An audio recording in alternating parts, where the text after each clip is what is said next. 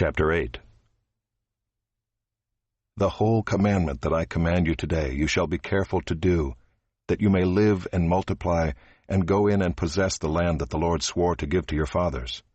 And you shall remember the whole way that the Lord your God has led you these 40 years in the wilderness, that he might humble you, testing you to know what was in your heart,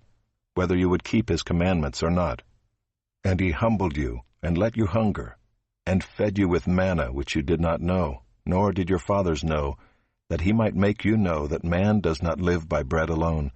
but man lives by every word that comes from the mouth of the Lord.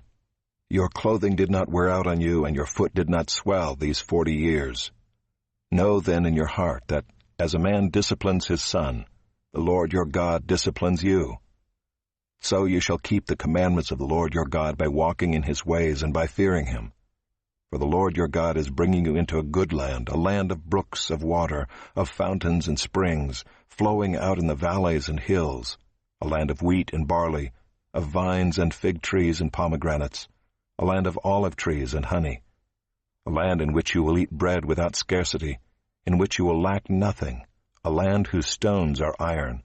and out of whose hills you can dig copper. And you shall eat and be full, and you shall bless the Lord your God for the good land he has given you.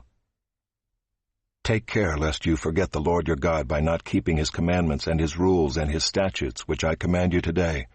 lest when you have eaten and are full and have built good houses and live in them, and when your herds and flocks multiply, and your silver and gold is multiplied, and all that you have is multiplied,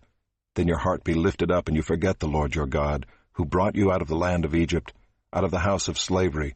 who led you through the great and terrifying wilderness with its fiery serpents and scorpions, and thirsty ground where there was no water, who brought you water out of the flinty rock, who fed you in the wilderness with manna that your fathers did not know, that he might humble you and test you, to do you good in the end.